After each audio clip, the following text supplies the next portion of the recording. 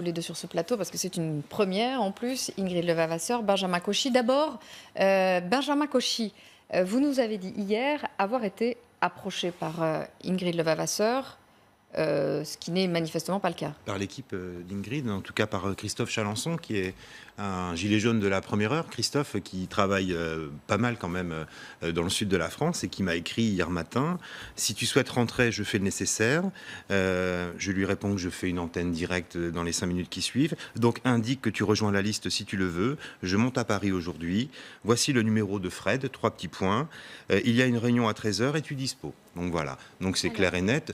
Enfin, j'ai pas l'habitude de raconter des carabistouilles, comme dirait le président de la République, et donc je ne suis pas allé plus loin dans cet échange avec Christophe Chalençon, tout simplement parce que moi j'ai besoin, pour avancer de manière crédible, d'avoir une ligne politique. Et pour l'instant, je ne la connais pas. Alors je vais éclaircir les choses tout de suite, puisque Christophe Chalençon s'occupe des assemblées citoyennes, qui n'a rien à voir avec le RIC.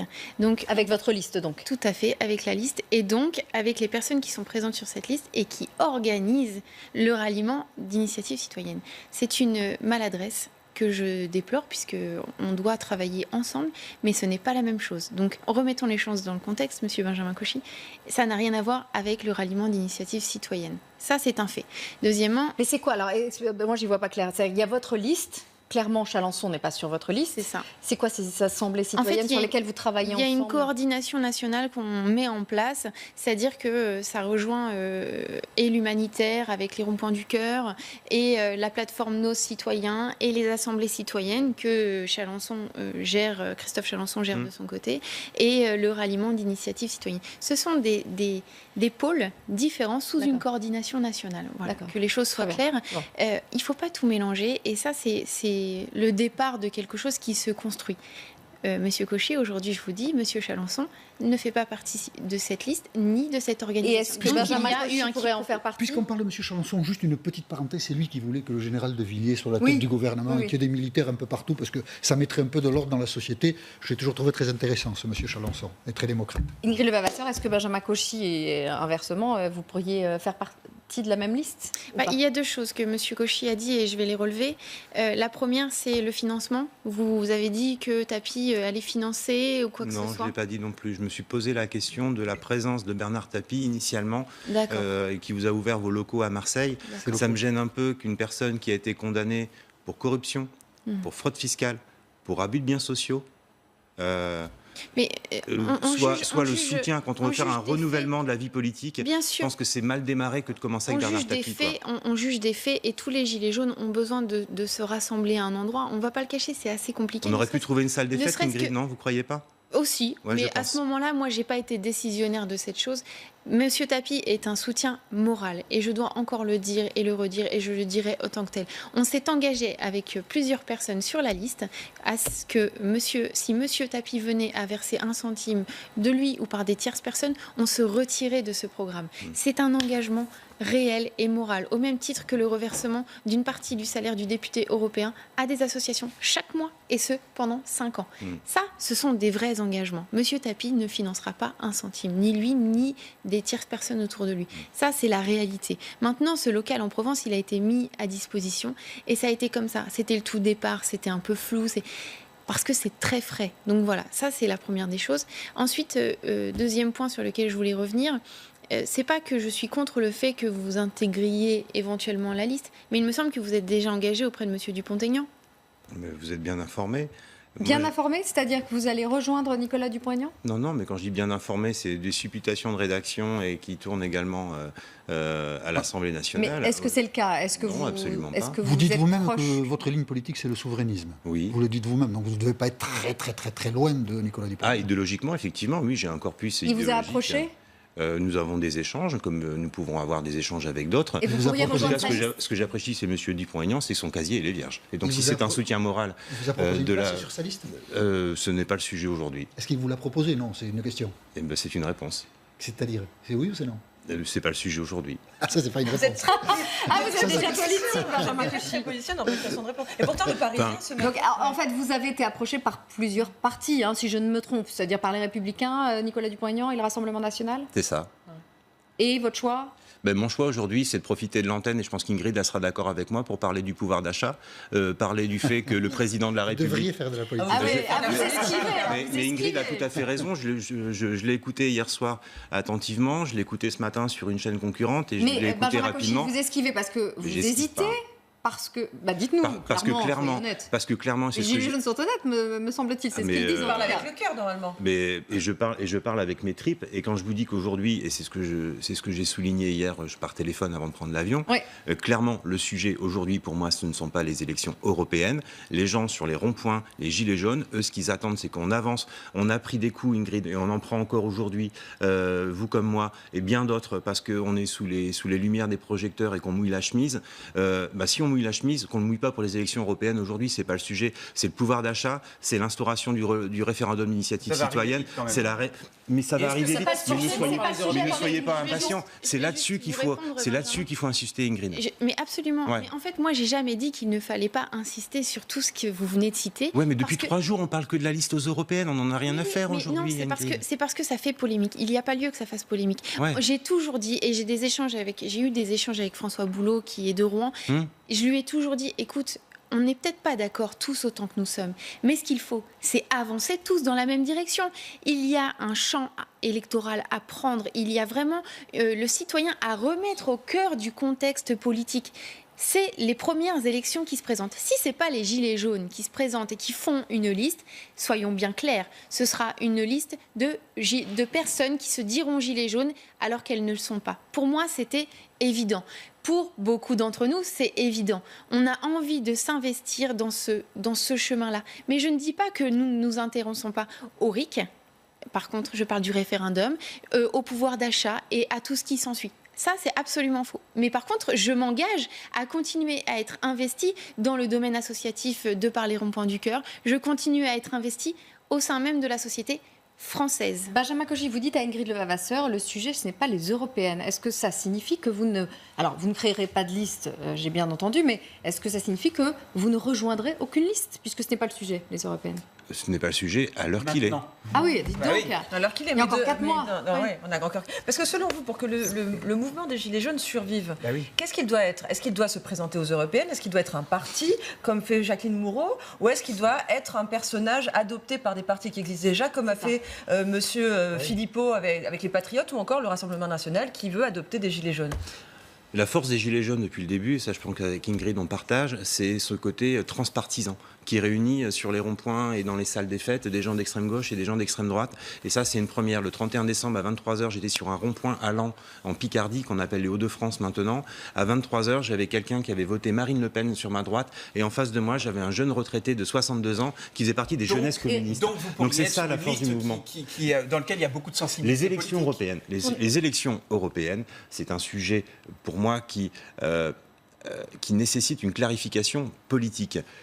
Ingrid, est-ce que vous êtes pour une Europe fédérale ou pour une Europe des nations?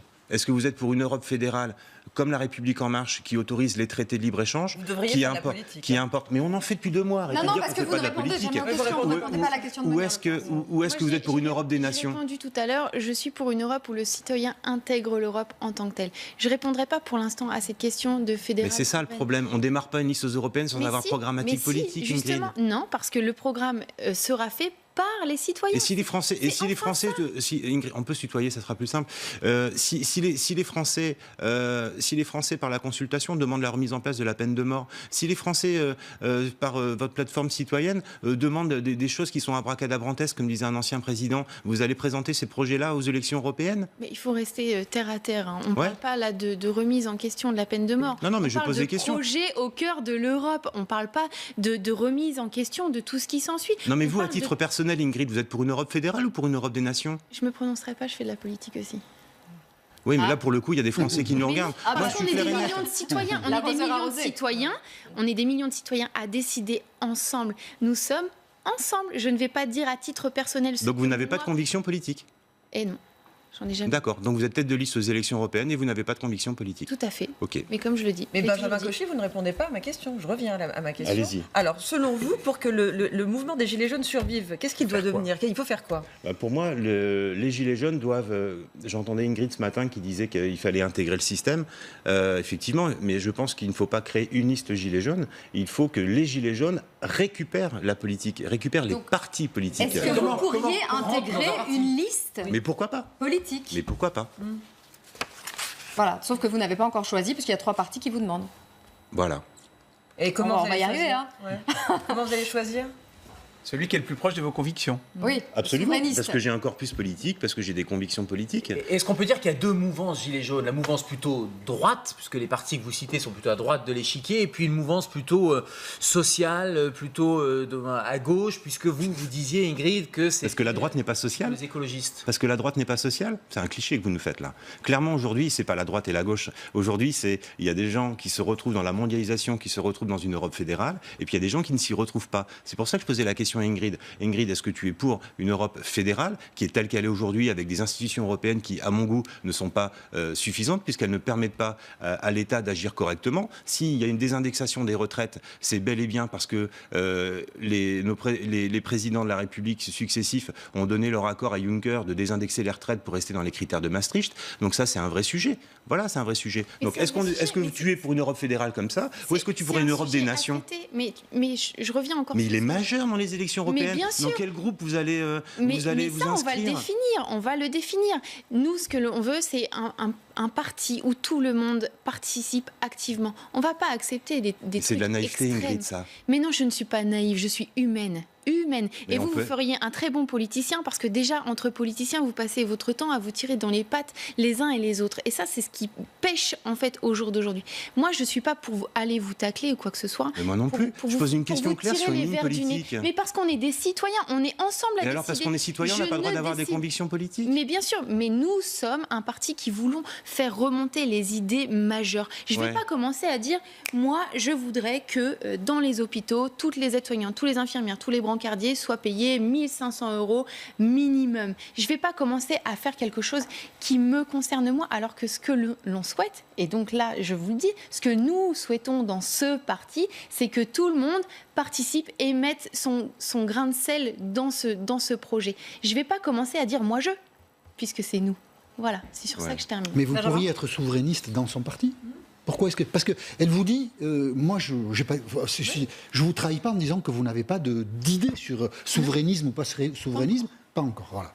Donc pourquoi vous n'essayez pas d'entrer dans son parti pour l'influencer et pour faire en sorte que la ligne du parti que Ingrid Levavasseur et ses amis sont en train de constituer soit un parti souverainiste? Pourquoi vous ne faites pas ça?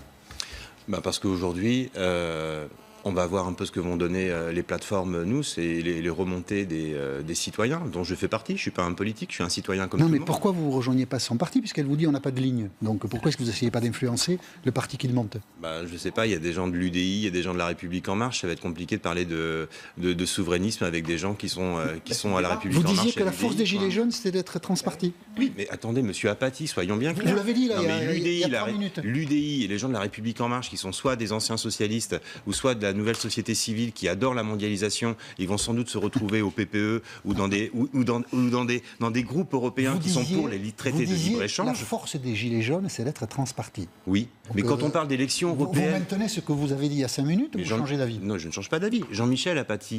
Jean-Michel Apathy. Si c'est transparti, il y a tout le monde. Oui, mais du coup, les élections européennes ne peuvent pas fonctionner comme ça. D'accord. Il faut avoir une ligne claire quand on va à l'Union européenne. Ils vont faire quoi? On va demander... Vous ne pouvez pas influencer la ligne? Pardon? Vous ne pouvez pas influencer la ligne du parti. Vous ne pouvez pas l'influencer, sa ligne à elle. Puisqu'elle vous dit qu'elle n'a pas de ligne aujourd'hui. C'est dommage. Enfin, moi, ça me fait peur, en fait, Ingrid, de partir. Je comprends cette volonté absolue, et c'est tout à fait respectable, de solliciter les citoyens. Pour autant, je pense qu'il faut leur donner un cap, il ne faut pas leur mentir. Et de là, je ne dis pas que... C'est Emmanuel Macron. Hein. Oui, on voit quand même le résultat que ça donne. Mais bon, on ne tire pas sur une ambulance. Mais clairement, il faut quand même avoir un minimum de corpus politique pour savoir ce que les gens vont pouvoir exprimer ou pas. Justement, c'est Sinon, qu'on on va leur se demande. retrouver, sinon, on va se retrouver avec un mariage. De donner enfin Un mariage leur de la parole. carpe et du lapin. C'est aujourd'hui, c'est à Peut-être ça que qu'ils ça seront souverainistes d'ailleurs. Mais Mais c'est ça. Qui peut sortir. Et Peut-être en qu'ils fait, seront vous souverainistes. À faites ce moment-là, confiance, vous serez aux vieux en- partis d'accord. politiques, en C'est fait. ça, au vieux briscard. Vous faites confiance aux vieux partis politiques. Je ne fais pas confiance aux vieux partis politiques. Je pense que les Gilets jaunes ont, et Ingrid en est un exemple parmi des centaines de milliers, les Gilets jaunes ont renouvelé le débat public et ça, c'est une super richesse. Après, à voir comment on peut la canaliser, mais moi, je suis persuadé qu'une grande partie des Gilets jaunes sont des gens souverainistes qui ne souhaitent pas l'Europe telle qu'elle est et qui Allez, souhaitent faire changer la Benjamin mondialisation. Cauchy, juste le mot de la fin, par Merci, élégance Ingrid. au moins, à Ingrid Levavasseur avant que vous nous quittiez.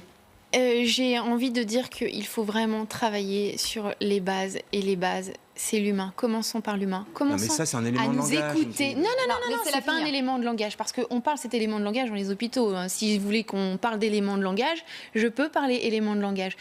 Commençons à nous parler et à nous écouter entre nous. Ça, ce serait déjà intéressant. Merci Bonne journée. Ingrid Levavasseur. Vous nous quittez dans 2 secondes. On va juste vous faire écouter Chantal Joanneau qui ce matin est très critique à l'égard du grand débat national.